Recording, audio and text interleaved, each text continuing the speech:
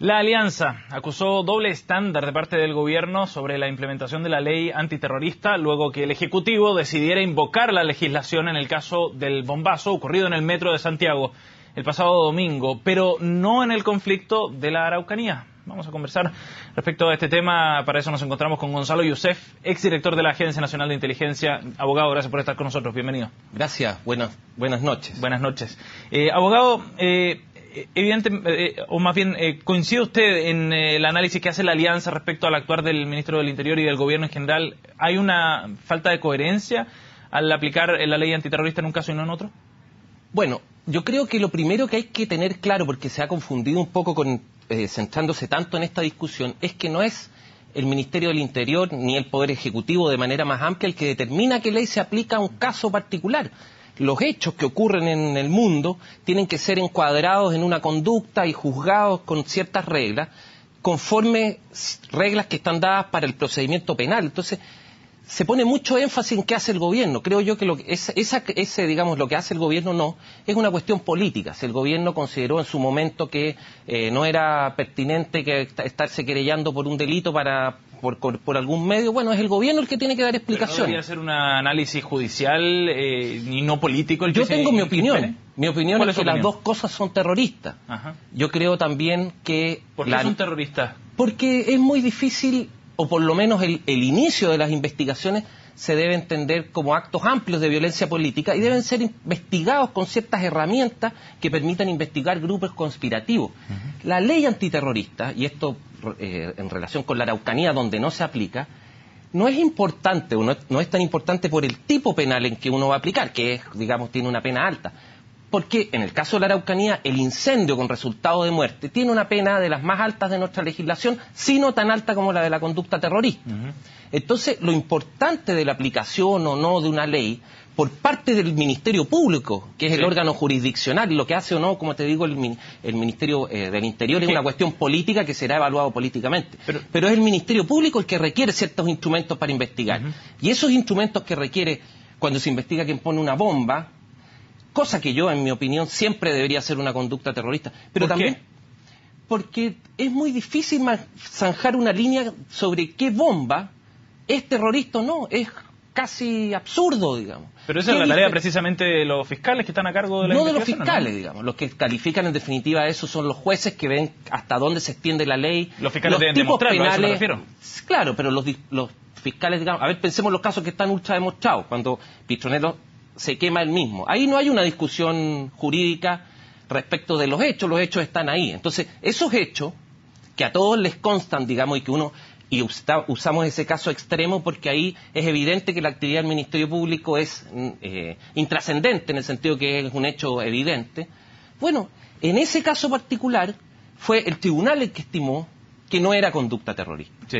Entonces, porque lo que se dice es que la ley antiterrorista pone ciertas condiciones que son tremendamente exigentes para calificar depende cómo un uno hecho como juzga terrorista. esas condiciones. Porque el problema es que una ley que califica o establece conductas terroristas no puede ser tan precisa de comprender todas las hipótesis y decir, mire, el que hace esto y detallar o tener un catálogo de conducta. Tiene que tener algo así como con una conducta tipo. Y esa conducta tipo, además, debe incluir, por ser terrorista, una forma de ánimo. Yo quiero poner una bomba no para causar daño en el metro porque soy un rival que quiere que baje tengo una línea de bus y quiero que vaya más gente. No es esa la motivación. La motivación es, al parecer, hacer publicidad de una causa política y producir un efecto político. Entonces creo yo que... Y eso es lo que hace la ley, fija esos parámetros. ¿Qué tan restringidos o amplios?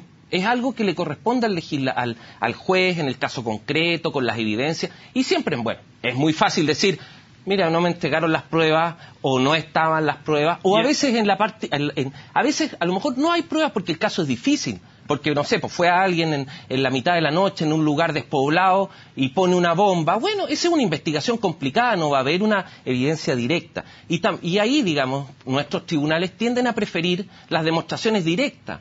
Las pruebas inferenciales no son valoradas a lo mejor como se requiere para este tipo de delitos. O sea, lo que usted está diciendo es que no es una falta de pruebas, no hay falla de inteligencia. En algunos casos. Pongámonos, por ejemplo, en el caso Bombas, o bien en los casos en la Araucanía, en términos generales.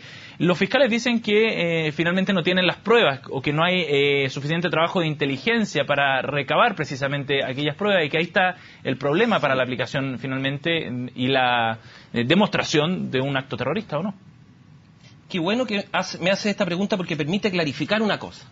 La función de inteligencia no tiene nada que ver con aportar pruebas a un juicio. Todo lo contrario. ¿Y cuál es la función de inteligencia? La función de inteligencia es comprender el hecho, anticiparse, saber quién fue el que hizo algo, no estar perdido, pero el que aporta las pruebas al juicio es un órgano imparcial.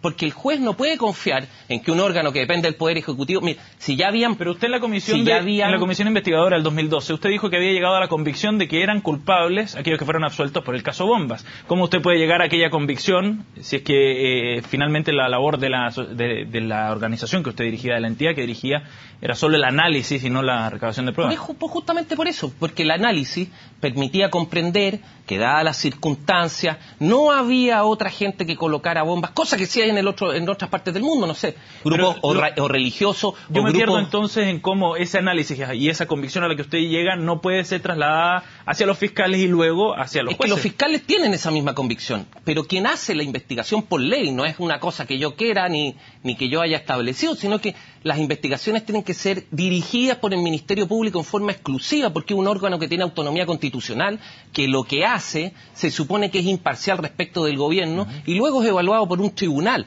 Cosa distinta es que la labor de inteligencia no puede pretender llevar ni un testigo. Sí, claro, porque no está dentro de su competencia. Hay a lo mejor traspaso de información recibida. Si yo, a propósito, no sé, de la investigación o un organismo internacional aporta información, se traspasa y hay un comité de inteligencia en que los jefes de las policías interactúan.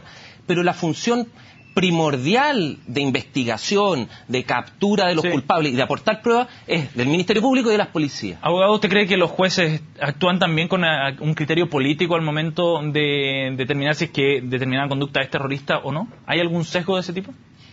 No quiero calificar la conducta de otras personas, digamos, porque no me consta qué motivación tiene. Pero usted tiene experiencia en la materia. Sí, y como fiscal te cuento... Y puede hacer un análisis finalmente de la ley, si es que la ley determina que los jueces... La ley, no, como te digo, es amplia. Tú puedes ser más amplio, más restringido, como se prueba en los mismos fallos que un juez ha calificado una conducta de terrorista y otros dos con la misma ley no. Entonces, es una cuestión opinable, y como todas las cuestiones opinables, puede ser que el que tenga un sesgo político se incline a una alternativa respecto de otro, pero eso es una cuestión que es de la esfera personal, y lo importante para este caso son las cuestiones prácticas. Da lo mismo al final qué motivación tuvieron los jueces, si fue política o no. Lo importante es que en la medida que no hay condena se produce una situación de proliferación de las conductas. Abogado Youssef, muchas gracias por haber venido a CNN Chile, muy amable por su tiempo. Gracias a ti, Sebastián. Nos vamos a una pausa, volvemos de inmediato con más CNN Prime, no se vaya.